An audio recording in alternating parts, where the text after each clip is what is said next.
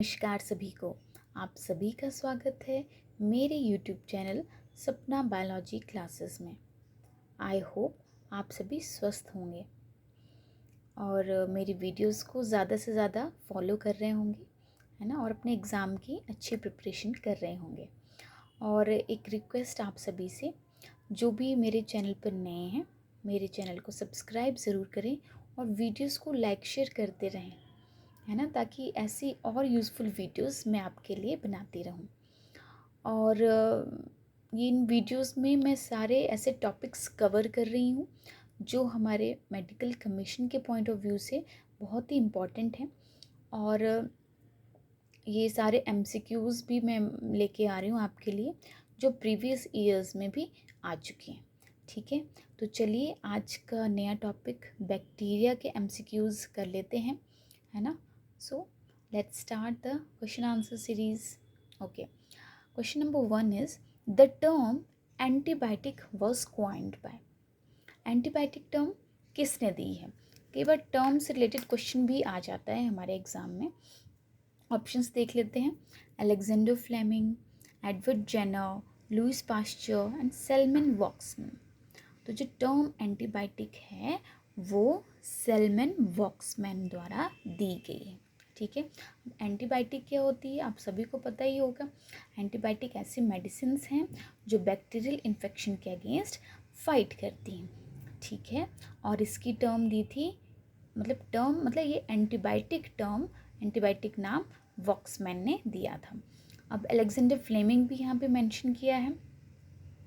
तो Alexander Fleming ने हमारी पहली एंटीबायोटिक बनाई थी जिसका नाम है पेनिसिलिन, और ये उन्होंने 1923 में डिस्कवर की थी। कई बार ईयर से रिलेटेड भी क्वेश्चन आ सकता है, तो ये भी हमें पता होना चाहिए।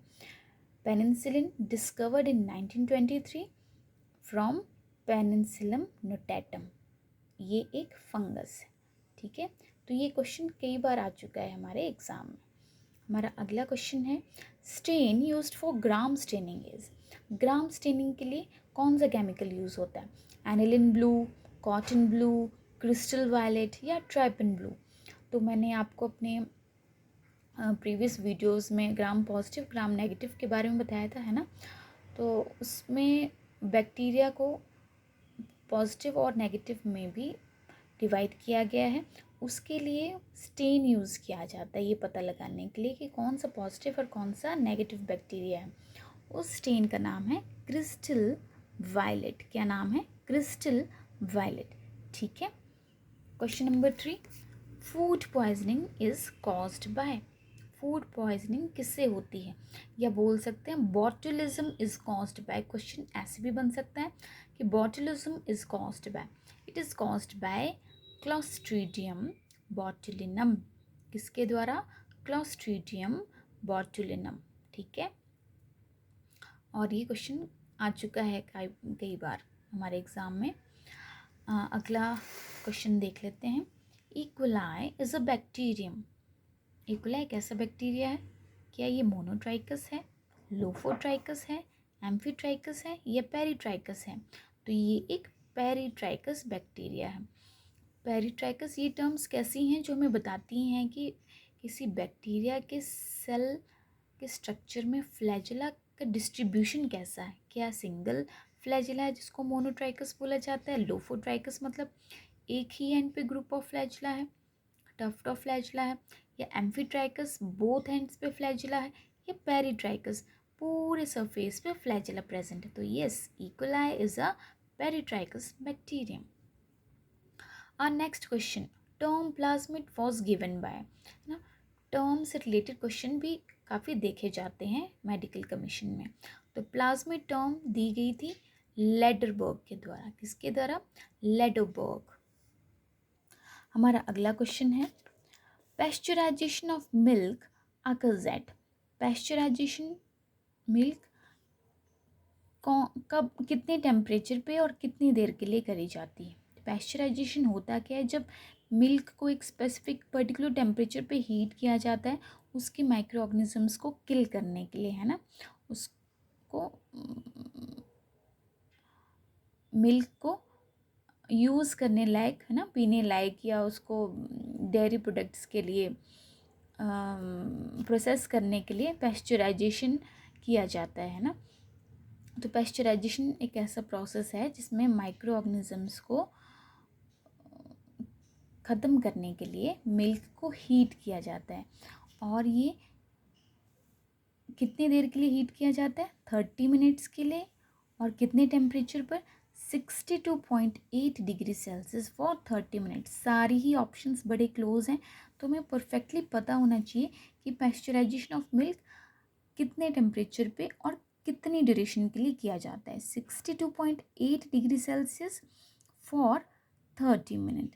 ठीक है, तो ये आंसर हो जाएगा इसका, option C. Now, next question is bacteria smallest in size are. Smallest bacteria इनमें से कौन से होते हैं? क्या वो बैसिलस होते हैं, कोकस होते हैं, स्पाइरलम होते हैं, या विब्रियो होते हैं? तो जो कोकस शेप्ड मतलब सर्कुलर शेप्ड बैक्टीरिया होते हैं वो सबसे स्मॉलेस्ट होते हैं साइज में, तो आंसर हो जाएगा बैसिलस। ठीक है, bacillus कोकस। कोकस means circle round shaped जो बैक्टीरिया होते हैं वो स्मॉलेस्ट इन साइज होते हैं। बैसिलस कैसे होते हैं? रॉड शेप्ड होते हैं। स्पाइरलम कैसे होते हैं? Spiral shaped. और विब्रियो कॉमा शेप्ड। ठीक है, ये भी पता होना चाहिए हमें। हमारा अगला क्वेश्चन है methanogenic bacteria belong to the group. Methanogenic bacteria कौन से ग्रुप को बिलोंग करता है? मैंने अपनी लास्ट ही जो पिछली वीडियो डाली है बैक्टीरिया टॉपिक से रिलेटेड, उसमें ये बहुत अच्छे से एक्सप्लेन किया है कि जो मैथेनोजेंस होते हैं they are the part of the group archaebacteria, जो कि एंशिएंट बैक्टीरिया हैं। आर्कीबैक्टीरिया को हम एंशिएंट बैक्टीरिया भी बोलते हैं। आप मुझे कमेंट बॉक्स में आंसर कमेंट करके बताएंगे कि साइनोबैक्टीरिया को और क्या बोलते हैं। ठीक है, यू बैक्टीरिया को ट्रू बैक्टीरिया बोला जाता है। ठीक है, और थर्ड ऑप्शन है राइजोबैक्टीरिया, जो राइजोबियम होते हैं। ठीक है, तो मैथेनोजेनिक बैक्टीरिया को आर्कियोबैक्टीरिया ग्रुप में रखा जाता है। हमारा अगला क्वेश्चन है which of the following is a free living nitrogen fixing bacteria. ये ऑप्शंस दिए गए हैं हमें, एजोटोबैक्टर, स्यूडोमोनास, नाइट्रोसोमनास और राइजोबियम। तो इनमें से ऐसा कौन सा बैक्टीरिया है जो कि फ्री लिविंग है और नाइट्रोजन फिक्सेशन में हेल्पफुल है? इसमें मेंशन नहीं किया एरोबिक एनारोबिक, तो हम समझेंगे कि एरोबिक है। अगर एनएरोबिक होता तो हमने वैसे करना था। ठीक, तो aerobic free living nitrogen fixing bacteria इसमें से कौन सा है? अब हम देख लेते हैं नाइट्रोजन फिक्सेशन बैक्टीरिया कौन सा है। स्यूडोमोनास और नाइट्रोसोमनास तो नाइट्राइट डी नाइट्रिफिकेशन और नाइट्रीफाइंग बैक्टीरिया है ना। राइजोबियम तो एक सिम्बियोटिक बैक्टीरिया है। और Azotobacter is a free living aerobic nitrogen fixing bacteria. तो ये आंसर इसका हो जाएगा। ठीक है, एजोटोबैक्टर कैसा बैक्टीरिया है? ये बहुत ही इंपॉर्टेंट क्वेश्चन है, कई बार रिपीट हो चुका है। एजोटोबैक्टर एक free living aerobic nitrogen fixing bacteria है। हमारा अगला क्वेश्चन है which of the following is a free living anaerobic bacterium capable of nitrogen fixation. ठीक है, ऑप्शंस देख लेते हैं, राइजोबियम, एजोटोबैक्टर, क्लॉस्ट्रीडियम और बेजर निकिया। ठीक है, तो पहले ऊपर वाले क्वेश्चन में हमने देखा कि एजोटोबैक्टर एक free living aerobic nitrogen fixing bacteria है। अब हमने ढूंढना है एनएरोबिक। तो राइजोबियम कैसा था? ये एक सिम्बियोटिक है, ये फ्री लिविंग नहीं है। एजोटोबैक्टर फ्री लिविंग तो है बट इसको ऑक्सीजन की ज़रूरत होती है ना, हमें तो एनएरोबिक ढूंढना है। तो क्लॉस्ट्रीडियम कैसा है? ये एक anaerobic free living nitrogen fixing bacteria है। और बेजरनिका कैसा है? ये भी aerobic free living nitrogen fixing bacteria है। ठीक है, ए बी से याद रख सकते हैं, एजोटोबैक्टर एंड बेजोनिका, ये दोनों ही free living nitrogen fixing bacteria हैं जो कि एरोबिक है। अगला question, bacteria bearing a tuft of flagella on both the poles are called।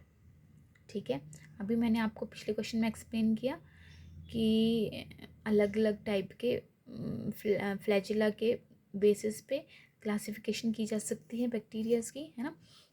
Atrichous means जिसमें फ्लैजिला एब्सेंट है, peritrichous all over the body surface flagella present, और amphitrichous both the poles दिया गया है ना, तो एम्फीट्राइकस में बोथ द एंड्स में फ्लैजिला पाया जाता है, और लोफोट्राइकस में सिर्फ एक एंड पे टफ्ट ऑफ फ्लैजिला पाया जाता है, ग्रुप ऑफ फ्लैजिला पाया जाता है। ठीक है, बैक्टीरिया वो डिस्कवर्ड बाय, अब बैक्टीरिया किसने डिस्कवर किए थे, तो it was discovered by Leeuwenhoek. Bacteria were discovered by Leeuwenhoek. What was the name of the first antibiotic produced from bacteria by Voxman. Voxman ने टर्म एंटीबायोटिक दी थी, ठीक है, उन्होंने ही एक एंटीबायोटिक भी बनाई थी और उसका नाम क्या है। ठीक है, फर्स्ट एंटीबायोटिक तो हमने देखी पेनिसिलिन थी जो अलेक्जेंडर फ्लेमिंग ने डिस्कवर की थी, लेकिन वॉक्समैन ने भी एक एंटीबायोटिक बनाई है, उसका नाम बताना है हमें, और उसका नाम है थियोथ्राइसिन। क्या नाम है? थियोथ्राइसिन। पेनिसिलिन को वंडर ड्रग भी लिखा है ना, तो पेनिसिलिन को वंडर ड्रग भी बोला जाता है। ठीक है जी, हमारा अगला क्वेश्चन है, बैक्टीरिया रिप्रोड्यूस मेनली बाय, तो बैक्टीरिया की रिप्रोडक्शन भी कवर करवाई है मैंने अपनी वीडियोस में, वो हम जाके भी आप उसको वीडियोस को चेक फॉलो कर सकते हैं। तो bacteria reproduce mainly by binary fission, option A correct हो जाएगा। ठीक है,